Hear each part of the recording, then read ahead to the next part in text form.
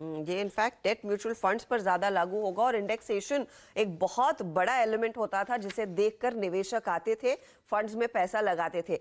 अब ये प्रपोजल है, अब देखना है इसे पार किया जाएगा या नहीं, लेकिन अगर जिसका तस ये पारित हो जाता है तो इसका इम्पैक्ट सिवियर रहेगा फ्लोस पर। हमारे साथ सुनील सुब्रमण्यम जी भी जुड़ रहे हैं सुंदरम म्यूचुअल फंड के। सुनील जी, कैसे पढ़ रहे हैं आप इस डेवलपमेंट को? इंडेक्सेशन तो एक बड़ा अट्रैक्टिव चीज होती थी इन म्यूचुअल फंड निवेशकों के लिए, स्पेशली जो डेट में भी पैसा लगा रहे थे।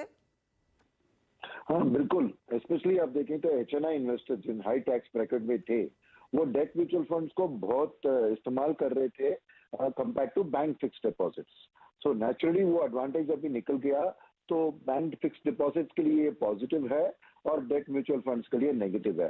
बस खाली ये चीज के ग्रैंडफादरिंग का प्रोविजन दिया गया है, तो 31 मार्च तक जिन्होंने ऑलरेडी डेट म्यूचुअल फंड में निवेश किया वो शायद अभी उसको 10 तक रिडीम नहीं करेंगे, क्योंकि उनको उतने साल तक इंडेक्सेशन का बेनिफिट मिलेगा।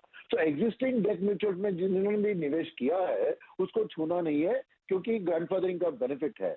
तो मेरे ख्याल में कोई रिडेम्पशन कोई नहीं होगी, मगर अप्रैल 1 से नया पैसा शायद आपको 2-3 जगह जाएगा। एक बैंक डिपॉजिट की ओर जाएगा, दूसरा नॉन म्यूचुअल फंड डेट जैसे AIF की बात होती है, अल्टरनेटिव इन्वेस्टमेंट फंड्स, वहां पे डेट का शायद एलोकेशन ज्यादा बढ़ जाए।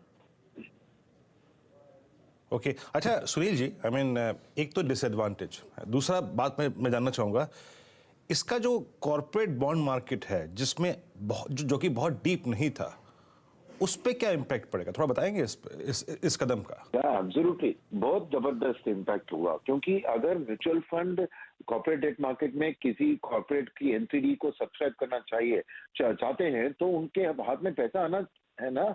अब बिल्कुल खाली कॉर्पोरेट्स के पास ये ऑप्शन कम हो जाएगी और बैंक की ओर ही जाएंगे लोन लेने के लिए, सिवाय NCD नहीं तो NCD के थ्रू डेट मार्केट। सो हमारी डेट मार्केट जैसे आपने कहा बिल्कुल डेवलप उतना नहीं हुआ, और इससे डेफिनेटली उसकी ग्रोथ में बहुत कमी आएगी और शायद हमारी डेट मार्केट बहुत एक इलिक्विड डेट मार्केट बन के रह जाएगी। ये एक डर जरूर पैदा हो रहा है, और ऐसे फ्यूचर में जैसे इंडियन कैपेक्स की स्टोरी बढ़ रही है, कॉर्पोरेट्स को बहुत जरूरत होगी फंडिंग के लिए, अब पूरा उनका डिपेंडेंस बैंकिंग सिस्टम पे ही होगा और म्यूचुअल फंड्स उसमें शामिल नहीं हो पाएंगे ऐसी फाइनेंसिंग में। ओके सुनील जी, मेरे दो छोटे छोटे सवाल है। पहला सवाल तो ये है कि इसके पीछे मकसद क्या है? क्या इसलिए ये किया जा रहा है क्योंकि बैंकों के पास लिक्विडिटी और चाहिए तो नेचुरल फ्लो उधर जाए? दूसरा, क्या इससे ये होगा कि बहुत बड़ा चंक एक इक्विटी फंड की तरफ जाएगा क्योंकि वो बेस्ट ऑप्शन है आपके पास अच्छा रिटर्न कमाने के लिए 2-4 साल होगा?